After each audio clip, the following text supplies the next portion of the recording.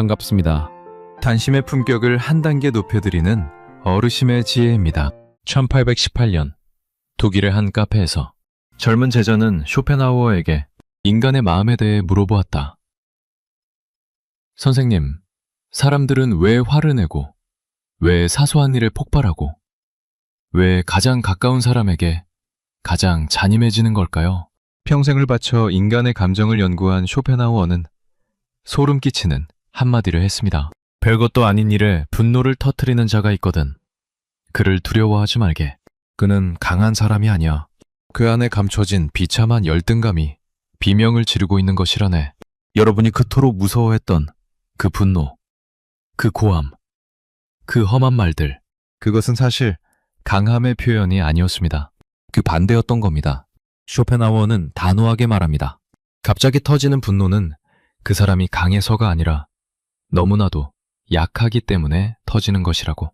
즉, 그 불타는 분노는 그 내면에 깊이 숨겨진 비참한 열등감의 비명소리라는 것입니다. 강해서 화를 내는 것이 아니라 약해서 화를 내는 것이었습니다. 이 영상을 끝까지 보신다면 여러분은 더 이상 타임의 무의미한 분노에 휘둘리지 않게 될 것입니다. 이야기 시작 전 구독과 좋아요 버튼을 한번 꾹 눌러주십시오. 마음을 편안하게 해드릴 쇼펜하우어의 지혜를 가장 먼저 보실 수 있습니다. 첫 번째, 소리 지르는 사람이 무서운 게 아닙니다. 그 안에 감춰진 진짜 정체를 알면 여러분은 오히려 그 사람이 가엽게 느껴질 것입니다. 70대 초반 박순옥 씨는 최근 아들 때문에 화병이 났습니다. 아들은 40이 넘은 장성한 남자입니다. 직장에 다니고 있고 가정도 꾸렸습니다.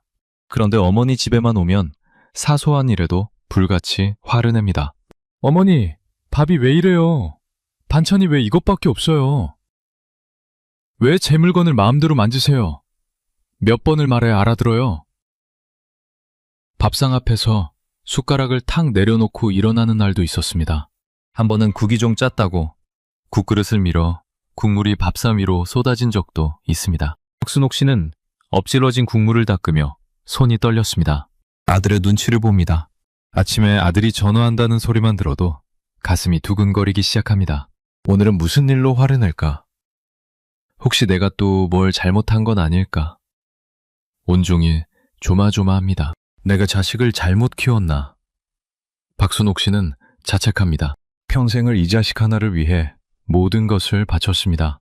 새벽 4시 반에 일어나 도시락을 싸고 학원비를 마련하려 허리가 휘도록 식당에서 일했습니다. 손톱이 갈라지고 무릎이 시큰거려도 병원 한 번 가지 못했습니다. 자식이 아프면 밤새 안고 병원을 뛰어다녔습니다. 자기 밥은 굶어도 아들 밥은 반드시 차렸습니다. 겨울에 자기는 얇은 외투를 입어도 아들에게는 따뜻한 패딩을 사줬습니다. 수학여행 비용을 마련하려 친구한테 돈을 빌린 적도 있습니다. 그것도 모르는 아들은 다른 애들은 용돈도 더 많이 가져가던데? 하고 투덜거렸습니다. 그래도 박순옥 씨는 웃었습니다. 자식이 잘 되면 그걸로 됐다고. 내 고생은 아무것도 아니라고. 그렇게 마음을 달랬습니다. 그렇게 뼈가 휘도록, 손톱이 닳도록 평생을 바쳤습니다. 그런데 돌아오는 건 아들의 분노뿐입니다. 고마운 말 한마디 없습니다. 어머니 덕분에 라는 말을 마지막으로 들은 게 언제인지 기억도 나지 않습니다. 생일에 전화 한 통 오지 않습니다. 명절에 오면 밥만 먹고 텔레비전만 보다가 갑니다. 박순옥 씨가 정성스레 차려놓은 밥상을 보고도 아무 말이 없습니다. 하지만 반찬이 마음에 안 들면 불호련히 떨어집니다. 잘해줘도 당연하고 못해주면 난리가 납니다. 어쩌다 아들이 화를 내지 않는 날이면 그게 오히려 불안합니다. 폭풍 전야 같습니다. 내일은 또 무슨 일이 터질까? 박순옥 씨는 밤마다 억울함에 잠을 못 잡니다. 베개에 얼굴을 묻고 소리 없이 울었습니다. 내가 뭘 그리 잘못했길래, 내가 뭘 그리 못해줬길래 이렇게까지 구박을 받아야 하는 건지. 미국 코넬 대학교와 컬럼비아 대학교 공동 연구팀에서 3년에 걸친 흥미로운 연구를 했습니다. 자제력이 부족하고 쉽게 화를 내는 성인 400명의 뇌를 정밀 분석했습니다. 최신 뇌과학 장비로 분노가 폭발하는 순간의 뇌 활동을 실시간으로 관찰한 것입니다. 충격적인 결과가 나왔습니다. 쉽게 화를 내는 사람들은 일반인보다 뇌의 공포를 느끼는 부분, 편도체라고 불리는 부위가 지나치게 활성화되어 있었습니다. 편도체는 위험을 감지하면 경고를 울리는 역할을 하는데 이 사람들은 그 경보 시스템이 고장난 것처럼 아무것도 아닌 일에도 빨간불이 켜졌습니다. 반면 이성적 판단을 담당하는 전두엽 부근의 활동은 매우 약했습니다. 브레이크가 고장난 자동차가 내리막길을 달리는 것과 같다고 연구팀은 표현했습니다. 연구팀은 분명한 결론을 내렸습니다. 갑자기 터지는 분노는 강함의 표현이 아니다. 그것은 극심한 불안과 열등감에서 나오는 방어적 비명이다. 즉 그들은 스스로를 너무 약하다고 느낍니다. 자기 안에 뭔가 부족한 것이 있다는 것을 본능적으로 알고 있습니다. 사회에서 인정받지 못하는 자기, 기대만큼 성과를 내지 못하는 자기, 남들보다 뒤처지는 것 같은 자기, 그 초라한 자기를 마주하기가 너무 두려운 겁니다.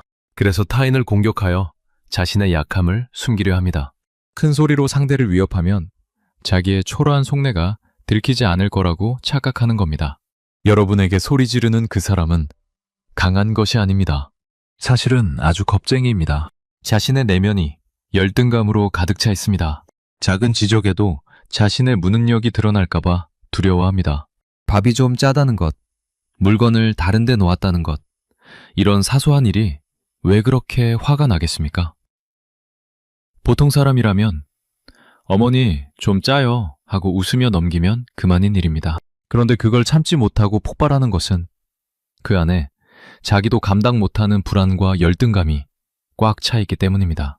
사회에서 눌리고 직장에서 치이고 자기 능력에 대한 의심에 시달리다가 세상에서 유일하게 자기를 안 버릴 사람, 가장 만만한 어머니한테 화풀이를 하는 것입니다. 그것은 마치 겁먹은 개가 짖는 것과 같습니다. 개가 짖는 이유를 아십니까? 무서워서 짖는 겁니다. 그들의 분노도 똑같습니다. 여러분의 잘못 때문이 아닙니다. 그들 스스로의 비참한 심리 상태 때문입니다. 쇼펜하우어는 이 상황을 한 문장으로 꿰뚫습니다. 모든 분노의 근원에는 자기 자신에 대한 불만이 도사리고 있다. 이제는 아들의 분노를 다른 눈으로 보십시오. 그 소리는 무서운 것이 아닙니다.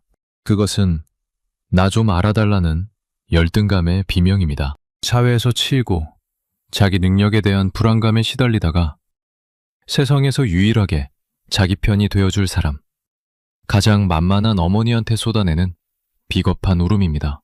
그 가소로운 비명에 여러분의 소중한 마음을 다치지 마십시오. 여러분은 그들보다 훨씬 더 깊고 단단한 마음을 가지고 있습니다. 평생을 풍파 속에서도 꿋꿋이 버텨온 여러분의 그 인내와 사랑이야말로 세상 어떤 분노보다 훨씬 강한 것입니다.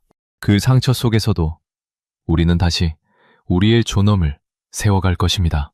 두 번째 칭찬을 했을 뿐인데 돌아오는 건 독이 묻은 화살입니다. 도대체 이 사람들의 머릿속에서는 무슨 일이 벌어지고 있는 걸까요? 60대 중반 김영숙 씨는 오랜만에 동창회에 나갔습니다. 졸업한 지 40년 만이었습니다. 설레는 마음으로 옷장에서 가장 좋은 옷을 꺼내 단정하게 차려입고 나갔습니다. 반갑게 인사를 건넸습니다. 옆자리에 앉은 옛 친구에게 웃으며 한마디 했습니다. 옷이 참 곱다. 어디서 샀어? 색깔이 너한테 정말 잘 어울려. 순수한 칭찬이었습니다. 마음에서 우러나온 따뜻한 말이었습니다. 그런데 친구의 얼굴이 순식간에 불그락 푸르락 변했습니다. 눈이 가늘어지더니 입술이 부르르 떨렸습니다. 너 지금 나 무시하는 거야? 촌스럽다는 소리 아냐? 네가 잘 입는다고 남을 깔보면 안 되는 거 아니야? 갑자기 목소리를 높이며 테이블을 탁 내리쳤습니다. 찻잔이 달그락거렸습니다. 주변 사람들이 깜짝 놀라 고개를 돌렸습니다. 김영숙 씨는 황당했습니다. 입이 떡 벌어졌습니다. 좋은 마음으로 건넨 말 한마디가 순식간에 칼이 되어 돌아왔습니다.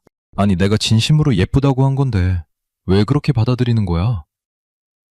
해명하려 했지만 친구는 됐어 속이 다 보여 하며 자리를 박차고 나가버렸습니다.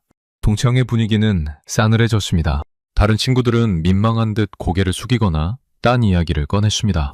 김영숙 씨의 가슴에는 억울한 상처만 덩그러니 남았습니다. 집에 돌아와서도 계속 그 장면이 머릿속에서 맴돌았습니다. 내가 뭘 잘못한 거지? 도대체 왜 그런 거지? 밥도 넘어가지 않았습니다. 남편에게 이야기했더니 남편은 그 사람이 좀 예민한 거지 뭐. 신경 쓰지 마. 하고 말았지만 김영숙 씨 가슴에 박힌 가시는 쉽게 빠지지 않았습니다. 다음 동창회에는 나가기가 겁이 났습니다. 미국 펜실베이니아 대학교 심리학과 연구팀이 이 현상을 5년에 걸쳐 체계적으로 연구했습니다. 타인의 평범한 말에 쉽게 격분하는 사람들 300명의 심리를 추적 분석했습니다. 놀라운 결과가 나왔습니다. 그들은 인지 왜곡이라는 심리적 함정에 깊이 빠져 있었습니다. 자격지심이 너무 높아서 타인의 중립적인 말이나 심지어 칭찬조차도 나를 공격하는 비꼬기로 잘못 해석하는 것입니다. 연구팀은 이것을 적대적 귀인 편향이라고 불렀습니다. 쉽게 말하면 이렇습니다. 세상 모든 사람이 자기를 깎아내린다고 굳게 믿고 있는 겁니다.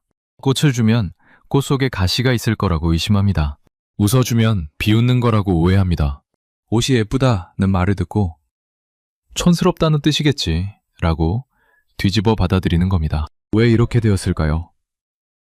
연구팀은 이 사람들의 과거를 들여다보았습니다. 대부분 어린 시절부터 인정받지 못한 경험이 많았습니다. 부모에게 칭찬을 들어본 적이 거의 없거나 형제와 끊임없이 비교당했거나 또래 집단에서 따돌림을 받았습니다. 그 상처가 마음속에서 골마서 나는 공격받아 마땅한 존재라는 비참한 믿음이 뿌리를 내린 것입니다. 자기 자신을 사랑하지 못하는 겁니다.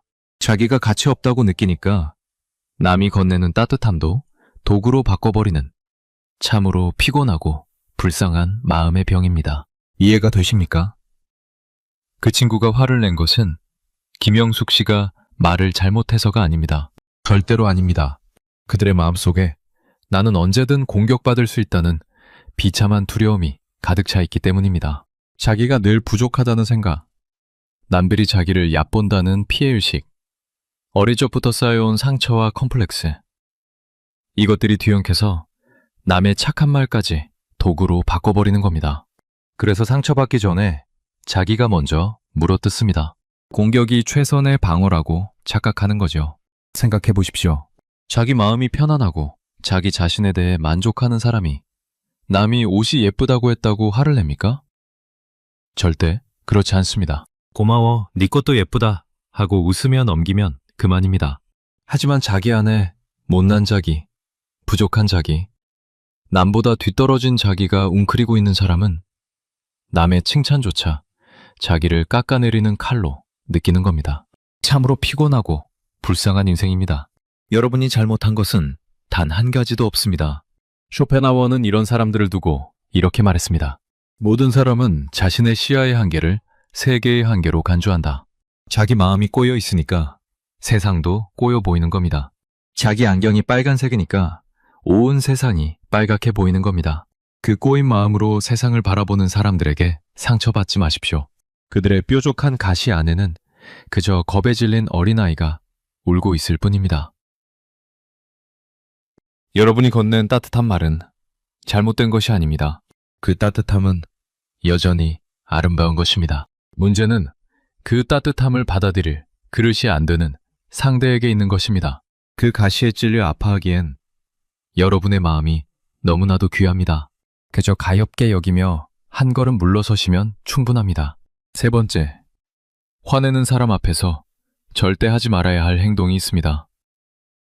그런데 착하고 이성적인 분들일수록 이 행동을 자꾸만 하게 되어 더 큰 상처를 입습니다. 60대 후반 이명희 씨는 평생 남편의 불같은 성격에 시달렸습니다. 결혼한 지 40년이 넘었습니다. 남편은 뭐든지 자기 뜻대로 안 되면 얼굴이 벌겋게 달아올랐습니다. 밥상 위 반찬 가짓수가 마음에 안 든다. 텔레비전 볼륨이 크다. 이불이 너무 얇다. 구두가 어디 갔다. 별의별 이유로 트집을 잡았습니다. 하루에 한 번은 반드시 화를 냈습니다. 조용한 날이 없었습니다. 이명희 씨는 착하고 논리적인 사람이었습니다. 학교 다닐 때부터 반장을 했고 무슨 일이든 조리 있게 정리하는 것을 잘했습니다. 그래서 남편이 억지를 부리며 화를 낼 때마다 차분히 이치를 따져가며 설명하려 애썼습니다. 여보, 당신 말이 앞뒤가 안 맞잖아요. 내 말 좀 끝까지 들어봐요. 이건 이래서 이런 거고 저건 저래서 저런 거예요. 조곤조곤 최대한 이성적으로 설득하려 했습니다. 남편이 이해하면 화가 풀릴 거라고, 사리를 알면 자기 잘못을 깨달을 거라고 진심으로 믿었습니다. 하지만 결과는 매번 처참했습니다. 남편은 당신이 나를 가르치려 들어? 내가 바보라서 그래? 당신이 그렇게 잘났어? 하며 얼굴이 시뻘겋게 달아올라 식탁을 내리쳤습니다.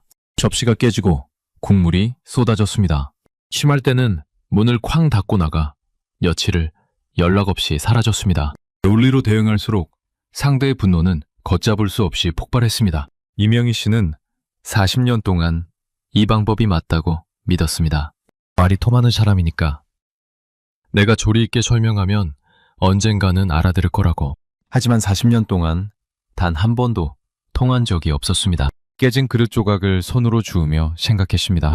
내가 맞는 말을 했는데 왜 상황이 더 나빠지는 걸까? 내가 뭘 잘못하고 있는 걸까? 손가락에서 피가 났습니다. 깨진 그릇에 베인 것도 몰랐습니다. 그만큼 마음이 아팠습니다. 미국 스탠퍼드 대학교 심리학 연구팀이 분노와 이성의 상관관계를 밝힌 실험이 있습니다. 감정이 극도로 격해진 사람의 뇌를 실시간 촬영했습니다. 놀라운 장면이 포착되었습니다. 분노가 폭발하는 순간 뇌에서 이성적 판단을 담당하는 전두엽의 기능이 사실상 완전히 정지했습니다. 연구팀은 이 상태를 편도체 하이제킹이라고 불렀습니다. 감정의 뇌가 이성의 뇌를 납치해버린 겁니다. 이성이 꺼져 있는 상태에서는 아무리 논리적인 말을 해도 그 말이 뇌에 도달하지 못합니다. 소리만 들릴 뿐 의미가 전혀 전달되지 않는 것입니다. 더 심각한 것은 그 다음입니다. 이 상태에서 누군가가 논리적인 반박을 하면 상대의 뇌는 이것을 도움이나 설명이 아니라 두 번째 공격으로 인식합니다. 나를 또 깔보는 거다. 나를 바보 취급하는 거다. 이렇게 해석하는 겁니다. 그러면 생존 본능이 발동합니다. 더 큰 공격성을 드러내게 됩니다. 쉽게 말하면 이미 미쳐 날뛰는 황소 앞에서 진정하세요라고 말하는 것은 빨간 천을 한 번 더 흔드는 꼴이 된다는 것입니다. 급발진하는 사람에게 잘잘못을 따지는 것은 불타는 집에 기름을 붓는 격입니다. 여러분, 꼭 기억하십시오. 그들은 애초에 정답을 찾으려 화를 내는 것이 아닙니다. 옳고 그름이 궁금해서 소리를 지르는 것이 아닙니다. 이건 내 말이 맞느냐, 네 말이 맞느냐의 문제가 아닙니다. 그저 자신의 답답한 감정을 쏟아낼 관역이 필요했을 뿐입니다. 여러분이 조리 있게 설명하면 할수록 상대는 더 궁지에 몰린다고 느끼고 자기가 바보가 되는 느낌에 수치심이 폭발하고 그 수치심이 더 큰 폭발로 돌아옵니다. 억울하더라도 그 순간에 가르치려 들거나 설득하려 하지 마십시오. 맞는 말이라고 해서 그 순간에 해야 하는 말은 아닙니다. 스스로 관역이 되어주는 것은 세상에서 가장 바보 같고 가장 위험한 행동입니다. 쇼펜하워의 이 서늘한 조언을 꼭 가슴에 새기십시오. 이성을 갖추지 못한 자에게 이성으로 맞서는 것은 어리석은 짓이다. 말이 통하지 않는 벽에 대고 소리치다 보면 결국 내 목만 아픕니다. 그들의 억지를 논리로 이기려 했으며 눈물 흘리지 마십시오. 여러분이 아무리 옳은 말을 해도 그 순간 그들의 귀에는 아무것도 들리지 않습니다. 감정의 폭풍이 지나간 뒤에야 비로소 귀가 열립니다. 미친 바람이 불 때는 잠시 몸을 낮추고 지나가게 두는 것이 여러분의 귀한 에너지를 아끼는 가장 지혜로운 방법입니다. 바람은 반드시 지나갑니다. 영원히 부는 바람은 없습니다. 그리고 바람이 지나간 자리에 여전히 꿋꿋이 서 있는 사람이 진짜 강한 사람입니다. 그 사람이 바로 여러분입니다. 네 번째, 평생을 참고 살아온 사람의 몸속에는 눈에 보이지 않는 독이 쌓여 있습니다. 그 독의 이름을 오늘 정확하게 알려드리겠습니다. 60대 초반 박정숙 씨는 평생 참고 살았습니다. 20살에 시집와서 시부모님을 모시고 남편 뒷바라지를 하고 자식 셋을 키웠습니다. 새벽 4시에 일어나서 밤 11시에 누웠습니다. 하루도 쉬는 날이 없었습니다. 손이 갈라지고 무릎이 시큰거려도 병원 한번 마음 편히 가지 못했습니다.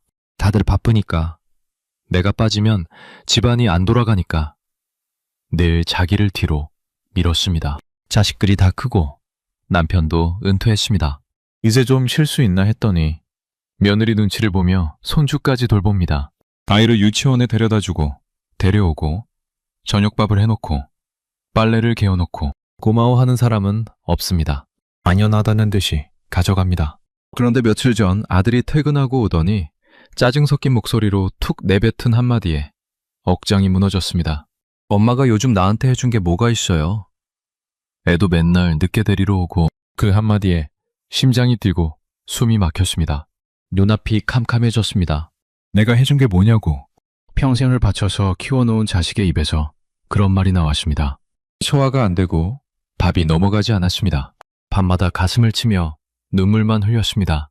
목에 뭔가 걸린 것 같아서 물을 삼켜도 내려가지 않고 한숨이 끊이질 않고 누워있어도 심장이 쿵쿵 뛰었습니다. 병원에 갔더니 의사가 말했습니다. 헛병이라고, 억울해서 생기는 병이라고, 한국 사람에게만 있는 독특한 병이라고, 오래 참은 사람들한테 오는 병이라고. 박정숙 씨는 진료실에서 참았던 눈물을 쏟았습니다. 의사 앞에서 처음으로 펑펑 울었습니다. 미국 하버드 대학교 의과대학에서 심리와 신체의 관계를 20년에 걸쳐 추적 연구했습니다. 2,000명이 넘는 참가자를 관찰한 결과 갈등을 피하기 위해 억지로 누른 분노와 서운함은 절대로 그냥 사라지지 않았습니다. 사라지는 것처럼 보일 뿐입니다. 이 억압된 감정은 체내의 독소처럼 쌓입니다. 스트레스 호르몬인 코르티솔 수치가 만성적으로 높아지고 면역 체계가 서서히 무너집니다. 그리고 결국 두통, 만성 소화불량, 호흡곤란, 가슴 통증, 불면증 같은 실제적인 육체의 통증으로 터져나옵니다. 연구팀은 명확하게 결론 내렸습니다. 감정을 억압하는 것은 건강에 있어서 흡연만큼이나 치명적이다. 하루에 담배 한 갑을 피우는 것과 비슷한 수준으로 몸을 망가뜨린다. 참는 것이 능사가 아님을 과학이 증명한 것입니다. 우리 세대는 착한 사람이 되어야 한다는 강박에 시달렸습니다. 가족의 평화를 위해 내 감정을 죽이는 것을 미덕으로 알았습니다. 화가 나도 꾹 참고, 서러워도 눈물을 삼키고, 억울해도 한마디 못하고 살았습니다. 남편이 소리 질러도 참았습니다. 자식이 함부로 해도 참았습니다. 며느리가 무시해도 참았습니다.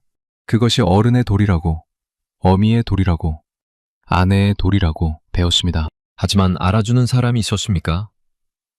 없었습니다. 나를 만만하게 보고 오히려 더 함부로 대합니다. 당연하게 여깁니다. 참으면 참을수록 내 몸과 마음만 썩어 들어갑니다. 결국 병이 나는 건 소리 지른 사람이 아닙니다. 참은 사람, 희생한 사람, 착했던 바로 여러분입니다. 이제는 꾹꾹 눌러 담는 짓을 당장 멈추셔야 합니다. 그것은 미덕이 아닙니다. 서서히 나를 죽이는 독입니다. 쇼펜하우어는 행복의 본질을 이렇게 꿰뚫습니다. 인간의 행복은 거의 전적으로 자신의 내면 상태에 의해 결정된다. 바깥에서 아무리 인정을 받아도 내 마음이 시든 꽃처럼 말라 있으면 행복은 오지 않습니다. 반대로 아무도 알아주지 않아도 내 마음 안에 따뜻한 불꽃 하나가 살아있으면 그것이 진짜 행복입니다. 남이 나를 어떻게 평가하든 내가 나를 어떻게 느끼는지가 전부입니다.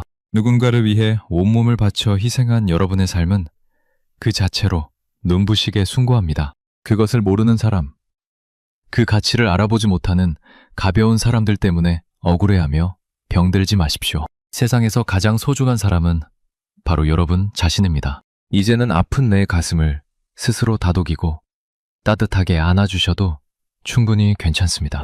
여러분은 이미 충분히 잘 살아오셨고 충분히 많이 참아오셨습니다. 이제는 여러분의 마음이 쉴 차례입니다. 아무에게도 허락받지 않아도 여러분에게는 쉴 자격이 있습니다. 오늘부터 하루에 한 번만이라도 거울을 보며 이렇게 말해보십시오.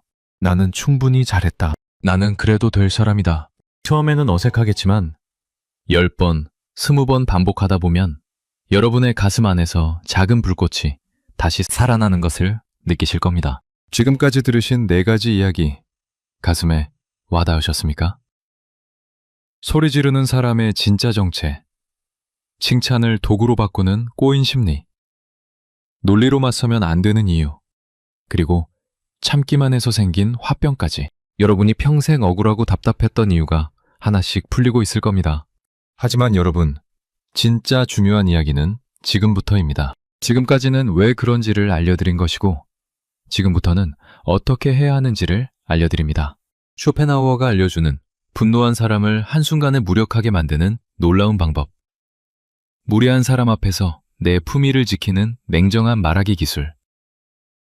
나를 갉아먹는 사람과 과감히 거리 두는 법. 그리고 여러분이 남은 인생에서 반드시 배워야 할 마음 공부의 비밀까지. 뒤에 나올 이야기를 놓치시면 오늘 이 영상을 보신 의미가 반밖에 안 됩니다. 절대로 지금 나가시면 안 됩니다. 잠시 숨을 고르시고 편안하게 자리를 잡으신 다음 다시 함께 가시죠. 5번째. 무례한 사람의 분노를 순식간에 허무하게 만드는 방법이 있습니다. 놀랍게도 그것은 말 한마디 하지 않는 것입니다. 70대 초반 한경자 씨는 동네 식당에서 혼자 점심을 먹고 있었습니다. 조용히 된장찌개를 떠먹으며 오랜만에 마음 편한 시간을 보내고 있었습니다. 그런데 갑자기 옆 테이블에서 난리가 났습니다. 한 손님이 반찬이 맛없다며 종업원에게 고래고래 소리를 지르기 시작했습니다. 이게 반찬이야? 걔도 안 먹겠다. 장사를 이따위로 하면서 돈은 받을 줄 알아? 사장, 당장 나오라고 해. 얼굴이 시뻘겋게 달아오른 채 테이블을 탁탁 내리쳤습니다. 반찬 그릇이 덜커덩 움직였습니다. 식당 안이 쥐죽은 듯 조용해졌습니다. 모두가 숟가락을 내려놓고 눈치를 보았습니다. 밥을 코로 먹는지 입으로 먹는지 모를 지경이었습니다. 종업원 아가씨는 고개를 숙이고 눈물을 글썽이며 죄송합니다. 연신 허리를 숙였지만 그 손님의 분노는 가라앉지 않았습니다. 그런데 한경자 씨 맞은편에 앉은 노신사 한 분이 눈에 들어왔습니다. 70대는 넘어 보이는 분이었습니다. 그분은 표정 하나 변하지 않았습니다. 눈썹 하나 까딱하지 않았습니다. 마치 옆에서 아무 일도 일어나지 않는 것처럼 조용히 자기 밥을 떠먹고 있었습니다. 화내는 사람을 한 번도 쳐다보지 않았습니다. 공유하는 기색이 티끌만큼도 없었습니다. 식사를 다 마치고는 냅킨으로 입가를 정갈하게 닦은 뒤 자리에서 일어나 종업원에게 조용히 말했습니다. 수고하셨어요. 찌개 맛있었어요. 그리고 우아하게 나갔습니다. 순간 묘한 일이 벌어졌습니다. 소리를 지르던 손님이 노신사의 뒷모습을 물끄러미 바라보더니 갑자기 입을 다물었습니다. 뭔가 부끄러운 듯 시선을 피했습니다. 잠시 후 그 손님은 슬며시 자리에서 일어나 계산하고 나갔습니다. 아까의 그 기세는 온데간데 없었습니다. 종업원 아가씨가 눈물을 닦으며 노신사가 앉았던 자리를 정리하는데 식탁 위에 10,000원짜리 지폐 한 장이 놓여 있었습니다. 팁이었습니다. 한경자 씨는 그 장면을 보며 가슴이 뜨거워졌습니다. 저게 진짜 어른이구나. 저게 진짜 품격이구나. 말 한마디 않고도 그 난리법석을 잠재워버리고 상처받은 사람에게는 조용히 위로를 건네는 저 모습. 저것이 내가 배워야 할 것이구나. 미국 듀크 대학교 심리학과에서 공격성과 반응에 대한 흥미로운 연구를 진행했습니다. 상대방이 분노를 표출할 때 가장 치명적인 타격을 주는 방어법은 무엇일까를 찾는 대규모 실험이었습니다. 참가자 600명을 대상으로 다양한 반응 유형을 시험했습니다. 맞받아 소리치기, 울기, 피하기, 사과하기, 논리적 설명하기, 그리고 완벽한 무반응. 결과는 의외였습니다. 가장 강력한 반격은 맞받아 소리치는 것이 아니었습니다. 바로 완벽한 무반응이었습니다. 공격자는 상대가 겁을 먹거나 같이 화를 낼 때 쾌감을 느낍니다. 자기가 힘이 있다고 착각합니다. 하지만 철저히 무시당할 때 공격자의 뇌에서는 극도의 무력감과 수치심이 폭발했습니다. 자기가 허공에 주먹을 휘두르고 있다는 것을 깨닫는 순간 모든 기세가 한순간에 꺼져버립니다. 아무리 소리를 질러도 상대가 눈 하나 깜빡이지 않으면 자기가 바보 같다는 느낌이 밀려옵니다. 연구팀은 이것을 사회적 소멸 효과라고 이름 붙였습니다. 존재를 인정받지 못할 때 느끼는 극심한 심리적 타격입니다. 한 가지 더 놀라운 결과가 있었습니다. 무반응을 당한 공격자들 중 상당수가 그 후 자기 행동을 반성했다는 겁니다. 맞받아 싸운 경우에는 아무도 반성하지 않았습니다. 오히려 더 자기가 옳다고 확신했습니다. 하지만 완벽하게 무시당한 경우에는 내가 좀 심했나? 사람들이 나를 어떻게 봤을까? 이런 생각이 들었다고 합니다. 무반응이야말로 상대를 자기 자신과 마주하게 만드는 가장 강력한 거울이었습니다. 상대의 분노에 놀라거나 같이 화를 내는 순간 여러분은 그 사람의 게임에 말려드는 것입니다. 그들이 원하는 것이 바로 여러분의 동요입니다. 여러분이 당황하고 눈물 흘리고 같이 소리 지르는 그 모습을 보면서 자기가 힘이 있다고 착각하는 겁니다. 여러분의 고통이 그들의 연료인 겁니다. 짐승이 짖는다고 마주보고 짖을 필요가 있습니까? 절대 없습니다. 그들의 무례함에 동요하지 않는 굳건한 태도, 눈 하나 깜빡이지 않는 흔들리지 않는 모습, 조용히 매 할 일을 하는 당당한 뒷모습, 그것이 상대를 한순간에 가장 우스운 바보로 만들어버리는 최고의 무기입니다. 한마디도 하지 않았는데 상대가 스스로 창피해서 입을 다무는 것, 그것이야말로 진짜 승리입니다. 쇼펜하우어는 타인과의 관계에 대해 이렇게 선언합니다. 천박한 사람들과 엮이지 않는 것이 뛰어난 사람의 특권이다. 길을 걷다 흙탕물이 튀었다고 그 흙탕물과 싸울 수는 없습니다. 흙탕물에 대고 소리 지르면 그 흙탕물이 깨끗해집니까? 아닙니다. 내 옷만 더 더러워집니다. 그저 옷을 털고 내 길을 걸어가면 그만입니다. 그들의 저급한 분노에 동참하지 마십시오. 여러분이 눈 한 번 깜빡이지 않고 흔들리지 않는 그 순간 상대는 자기가 얼마나 추하고 유치한 짓을 했는지 비로소 깨닫게 됩니다. 묵묵히 매 삶의 품위를 지키는 우아한 무관심, 그것이 여러분을 가장 강력하게 지켜줄 방패입니다. 그리고 그 방패는 이미 여러분 안에 있습니다. 6번째, 때로는 침묵만으로 부족할 때가 있습니다. 선을 넘는 사람 앞에서 단 한마디로 그 사람의 입을 닫게 만드는 기술이 있습니다. 60대 후반 최순자 씨는 매달 한 번 나가는 등산 모임이 유일한 낙이었습니다. 남편이 세상을 떠난 후 혼자 사는 삶이 외로웠는데 이 모임에서 같은 또래분들과 산을 오르며 이야기를 나누는 시간이 작은 위안이었습니다. 그런데 그 모임에 꼭 한 명, 선을 넘는 사람이 있었습니다. 웃자고 하는 소리라며 남의 약점은 후벼 파고 무안을 줬습니다. 최순자 씨, 또 그 옷이야? 옷장에 그것밖에 없어? 모임원들 앞에서 대놓고 말했습니다. 아들이 아직도 결혼 못했다며. 뭐가 문제인 거야? 엄마를 닮아서 그런 거 아냐? 킬킬 웃으며 한마디 더 보탰습니다. 모임원 몇 명이 따라 웃었습니다.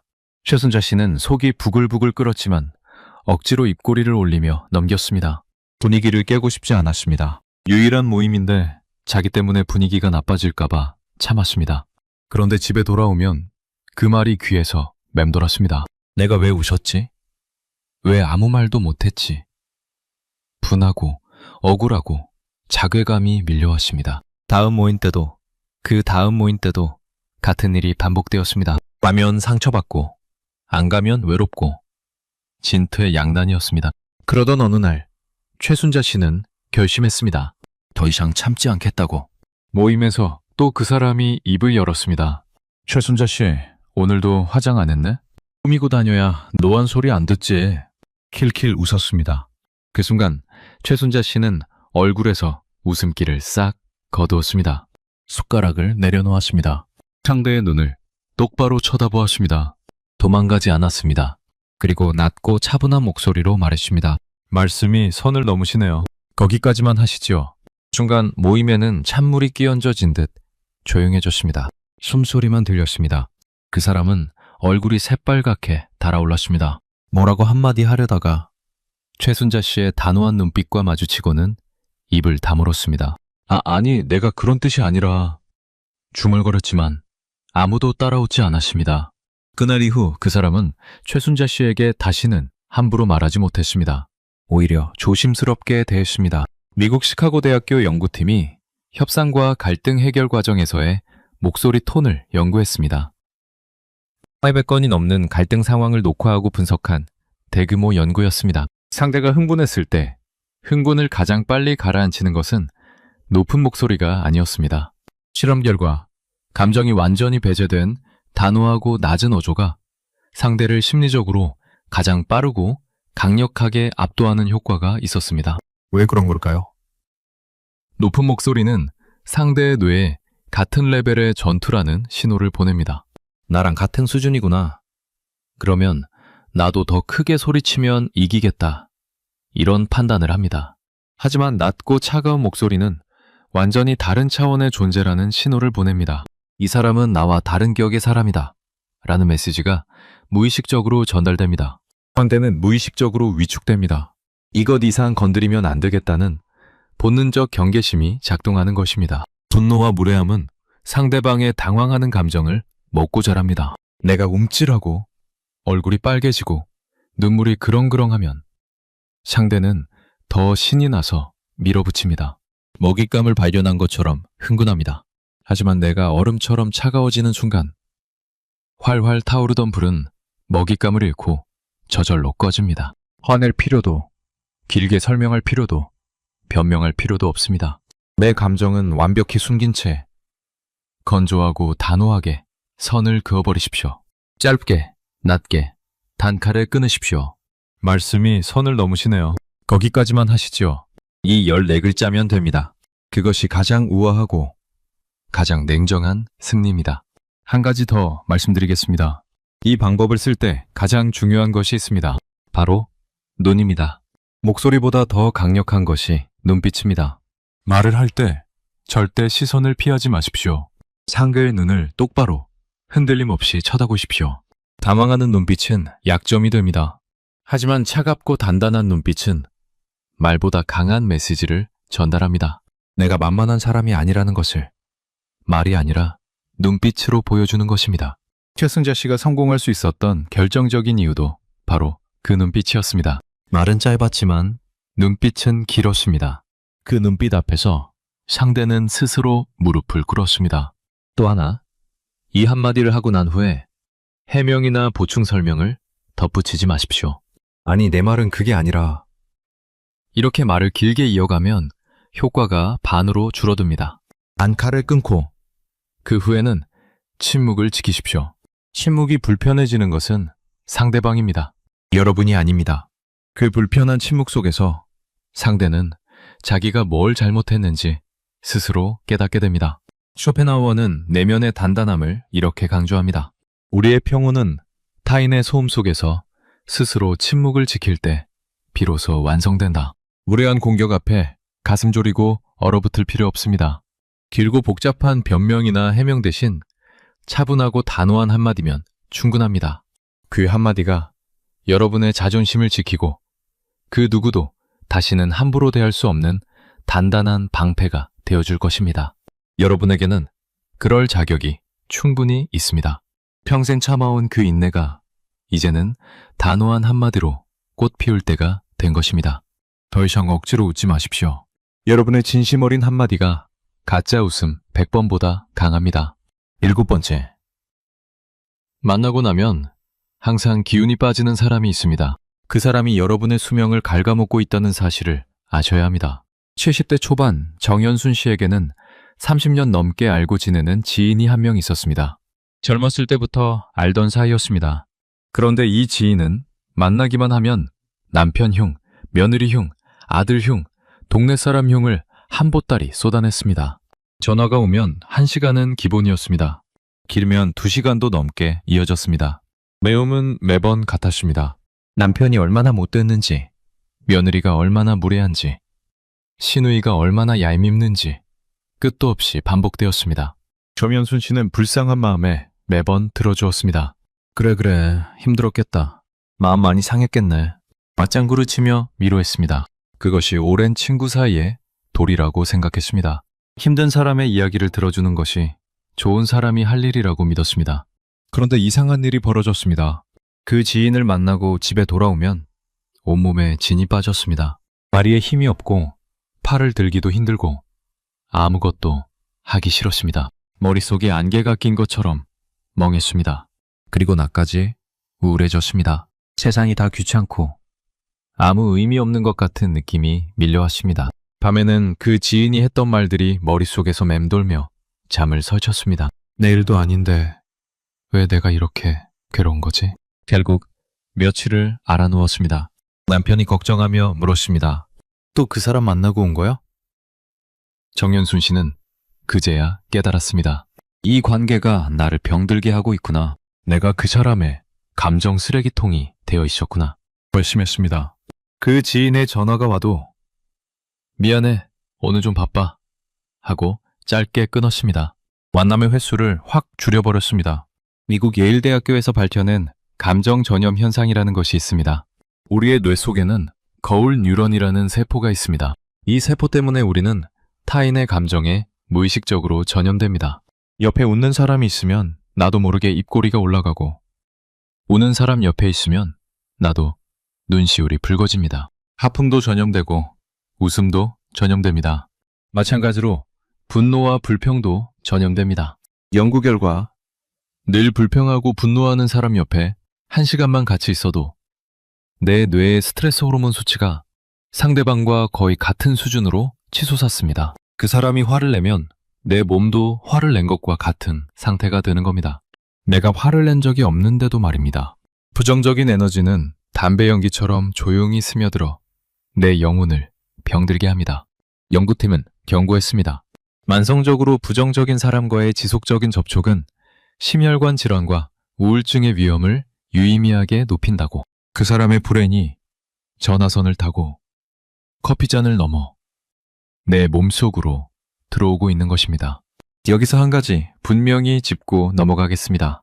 이런 사람들의 특징이 있습니다.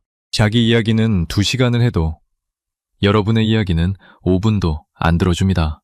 여러분이 힘들다고 하면 에이, 그게 뭐가 힘들어. 내 이야기나 들어봐 하고 다시 자기 이야기로 돌아갑니다. 그리고 여러분이 조언을 해도 듣지 않습니다. 20년 전에도 같은 불평을 했고 10년 전에도 같은 불평을 했고 오늘도 같은 불평을 합니다. 바뀐 것이 아무것도 없습니다. 그 사람은 문제를 해결하고 싶은 것이 아닙니다. 불평 자체가 목적인 겁니다. 자기 감정의 독을 누군가에게 퍼부어야 속이 시원한 감정의 기생충 같은 존재입니다. 그리고 그 기생충의 숙주가 바로 착하고 거절 못하는 여러분이었던 겁니다. 우리는 남의 이야기를 잘 들어주는 것이 좋은 사람이라고 배웠습니다. 인정합니다. 상대의 아픔에 귀 기울이는 것은 아름다운 일입니다.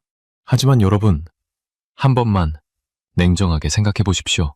그 사람의 이야기를 들어준 후에 여러분의 몸과 마음은 어떻습니까? 기운이 납니까?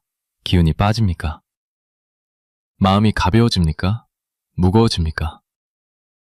만약 매번 만나고 나면 알아놓는다면 그것은 배려가 아니라 자해입니다. 여러분은 타인의 부정적인 감정을 대신 처리해주는 감정 쓰레기통이 아닙니다.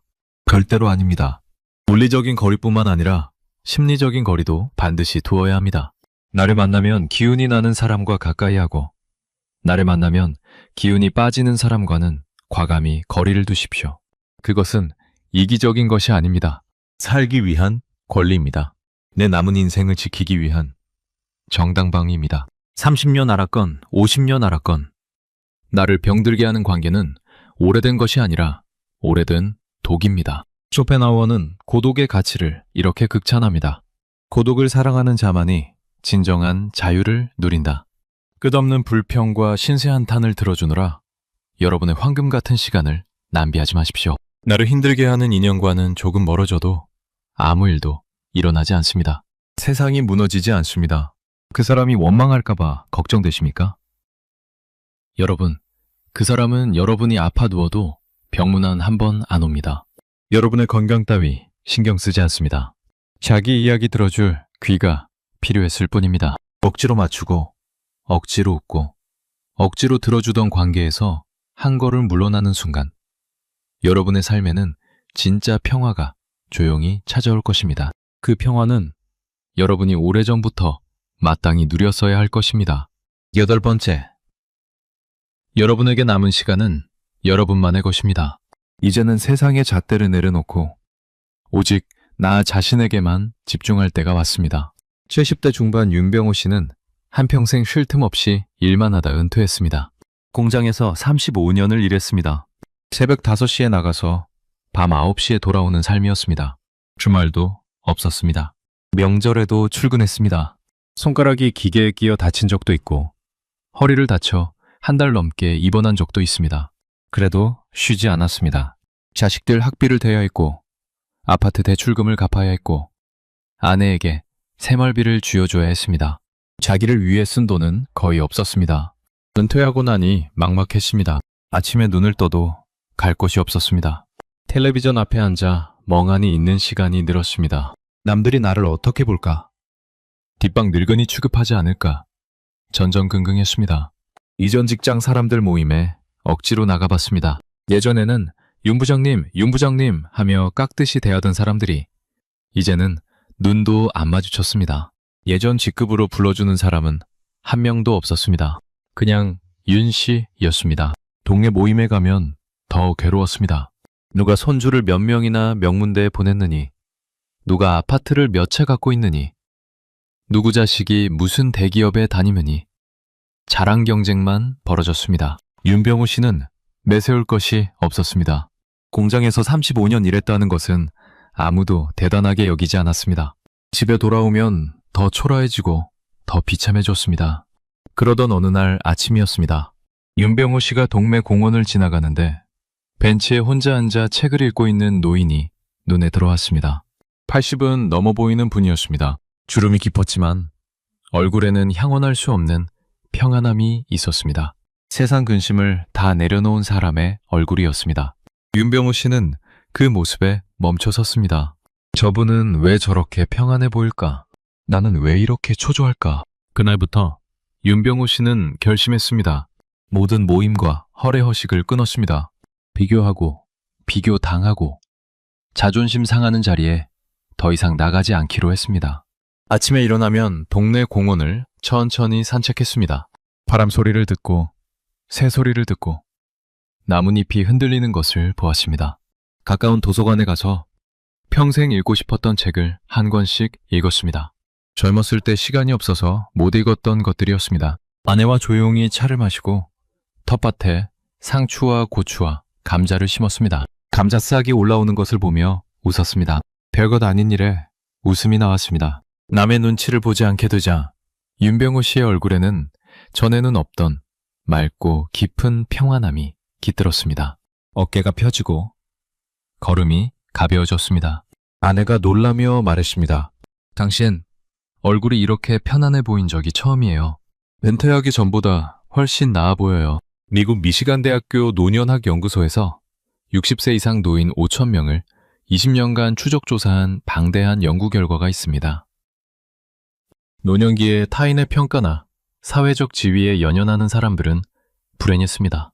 우울증 발병률이 높았고 삶의 만족도가 바닥이었습니다. 은퇴 후에도 예전 직함에 집착하고 남들과 재산이나 자녀의 성취를 비교하는 사람들은 행복에서 가장 멀었습니다. 반면 독서나 산책, 원예, 음악 감상 같은 자신의 내면적 가치에 집중하고 홀로 있는 시간을 즐기는 사람들은 우울증 발병률이 현저히 낮고 행복 지수가 압도적으로 높았습니다. 연구팀은 결론 내렸습니다.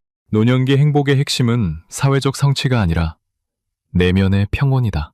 밖에서 찾는 인정은 모래 위의 집과 같지만 안에서 피어나는 평안은 바위 위의 집과 같다고 말입니다. 여러분, 평생을 밖으로만 향했던 시선을 이제는 거두어 드릴 때입니다. 자식이 어떻게 생각할까? 친구들이 어떻게 볼까? 동네 사람들이 뭐라고 할까? 다 부질없는 일입니다. 솔직히 말씀드리겠습니다. 남들은 여러분에 대해 그렇게 많이 생각하지 않습니다. 각자 자기 살기에 바쁩니다. 여러분이 무슨 옷을 입었는지, 자식이 어디에 다니는지, 집이 몇 평인지 아무도 신경 쓰지 않습니다. 그런데 여러분만 홀로 그들의 시선을 무서워하며 전전긍긍하고 있는 겁니다. 타인의 잣대에 나를 맞추려 들면 평생 노예로 살아야 합니다. 남들이 뭐라 하든 내 마음이 편안하고 매 하루가 즐거우면 그만입니다. 아침에 마시는 커피 한 잔이 행복하면 그것이 진짜 행복입니다. 공원 벤치에 앉아 햇살을 쬐며 눈을 감는 그 순간이 평안하면 그것이 진짜 성공입니다. 젊었을 때는 그런 것들이 눈에 들어오지 않았습니다. 바빠서, 정신없어서, 앞만 보고 달려야 했으니까. 하지만 이제야 비로소 보이는 것들이 있습니다. 바람결에 실려오는 꽃향기, 손주의 잠든 얼굴, 아내가 건네는 따뜻한 차 한 잔. 도서관 창문으로 들어오는 오후의 햇살. 이런 것들이 사실은 인생에서 가장 값진 것들이었습니다. 우리는 너무 바빴기 때문에 그것을 몰랐을 뿐입니다. 윤병우 씨는 이제 자주 웃습니다. 예전에는 웃을 일이 없었습니다. 매일 출근하고, 매일 야근하고, 매일 피곤하고. 하지만 이제는 텃밭에서 감자 싹이 올라오는 것만 봐도 웃음이 나옵니다. 도서관에서 좋은 문장을 만나면 가슴이 뛰었습니다. 아내와 차를 마시며 창밖을 바라볼 때 아무 말 없어도 마음이 편안했습니다. 이것이 행복이구나. 이렇게 가까이에 있었는데 왜 몰랐을까? 그 깨달음이 찾아왔을 때 윤병우 씨의 눈에서 눈물이 흘렀습니다. 슬퍼서가 아니라 감사해서 흘린 눈물이었습니다. 쇼펜하우어 인생론의 핵심입니다. 남들의 시선을 끊임없이 의식하는 자는 결국 타인의 노예일 뿐이다. 지금까지 충분히 치열하게 그리고 훌륭하게 살아오셨습니다. 아무도 인정해주지 않아도 여러분 스스로가 알고 있지 않습니까? 얼마나 힘든 세월을 버텨왔는지, 얼마나 많은 것을 포기하고 희생했는지, 얼마나 많은 밤을 뜬 눈으로 지새웠는지. 남은 인생, 남의 눈치를 보며 허비할 시간이 어디 있습니까? 오직 나 자신에게만 집중하십시오. 아침 산책길에 불어오는 바람의 시원함을 느끼고 차 한 잔의 따뜻함에 감사하고 책 한 권의 깊이에 빠져드는 그 시간이야말로 남들이 감히 흉내낼 수 없는 여러분만의 진짜 품격입니다. 컬로 있는 고요한 시간 속에서 여러분의 인생이 가장 아름답게 빛날 것입니다. 마무리. 오늘 우리는 서늘하고도 예리한 쇼펜하우어의 통찰을 빌려 별것도 아닌 일에 급발진하는 사람들의 비참한 속내를 하나하나 들여다보았습니다. 소리 지르는 사람의 정체, 칭찬을 도구로 바꾸는 꼬인 심리, 논리로 맞서면 안 되는 이유, 참아서 생긴 화병의 진실, 무례한 사람을 무력하게 만드는 법, 단호한 한마디의 힘, 나를 갉아먹는 사람과 거리 두는 용기, 그리고 오직 나에게 집중하는 마음 공부까지. 그 무의미한 분노로부터 나를 지키고 내 마음의 평화를 되찾는 지혜를 함께 나누었습니다. 여러분, 꼭 기억하십시오. 그들이 내뱉는 거친 말과 불같은 분노는 여러분의 잘못이 아닙니다. 단 한 번도 여러분의 잘못이었던 적이 없습니다. 그것은 그들 내면에 도사린 나약함과 열등감의 찌꺼기일 뿐입니다. 소리를 지르는 것은 강한 것이 아닙니다. 주먹을 내려치는 것은 힘이 센 것이 아닙니다. 그것은 자기 안의 비참함을 견디지 못해서 터뜨리는 겁쟁이의 비명입니다. 타인의 그 가소로운 감정 쓰레기 때문에 평생을 헌신해온 여러분의 고귀한 삶을 상처와 억울함으로 얼룩지게 두지 마십시오. 이제는 달라지셔야 합니다. 억지로 참고 살았던 지난 시간의 굴레를 벗어던지십시오. 무례한 자들에게는 얼음처럼 차가운 무관심으로 대응하십시오. 선을 넘는 자에게는 낮고 단호한 한마디로 벽을 세우십시오. 나를 갉아먹는 관계는 30년이든 50년이든 과감히 잘라내십시오. 그리고 온 우주의 중심인 나 자신에게는 한없이 따뜻한 위로를 건네시길 바랍니다. 여러분은 그럴 자격이 있습니다. 여러분은 충분히 그래도 되는 사람입니다. 오늘 이야기한 것들을 한마디로 정리하면 이겁니다. 남의 분노에 내 인생을 낭비하지 마십시오. 그들의 분노는 그들의 것입니다. 여러분의 것이 아닙니다. 그들의 열등감은 그들의 문제입니다. 여러분의 문제가 아닙니다. 여러분은 그저 여러분의 평온을 지키면 됩니다. 그것만으로 충분합니다. 더 이상 타인의 감정에 끌려다니지 마십시오. 더 이상 남의 눈치를 보며 주눅들지 마십시오. 여러분의 시간은 여러분 것입니다. 여러분의 마음은 여러분 것입니다. 여러분의 인생은 여러분 것입니다. 누구도 그것을 빼앗아갈 수 없습니다. 마지막으로 이 말씀을 드리고 싶습니다. 남이 나를 어떻게 대하든, 세상이 나를 어떻게 평가하든, 여러분 한 분 한 분은 이미 충분히 훌륭하고 존경받아 마땅한 인생을 살아오셨습니다. 여러분이 흘린 땀, 여러분이 삼킨 눈물, 여러분이 참아낸 그 모든 억울한 밤들은 결코 헛된 것이 아닙니다. 그것이 쌓이고 쌓여 지금의 단단한 여러분을 만들었습니다. 그 자부심을 가슴 깊이 간직하시고 이제는 여러분 자신이 진정한 주인이 되는 평온하고 자유로운 날들을 누리시게 진심으로 기원합니다. 쇼펜하우어가 마지막으로 여러분께 전하는 한마디입니다. 우리는 타인의 시선에서 벗어나 오직 우리 자신으로 살아갈 때 비로소 참된 평온을 얻는다. 평생 고생하신 여러분, 이제는 그 평온 속에서 품격 있고 아름다운 노년을 누리시길 바랍니다. 지금까지 함께 해주셔서 감사드리고 구독과 좋아요도 눌러주시면 어르신의 지혜에서 마음의 위로가 되는 편안한 이야기를 계속 전해드리겠습니다.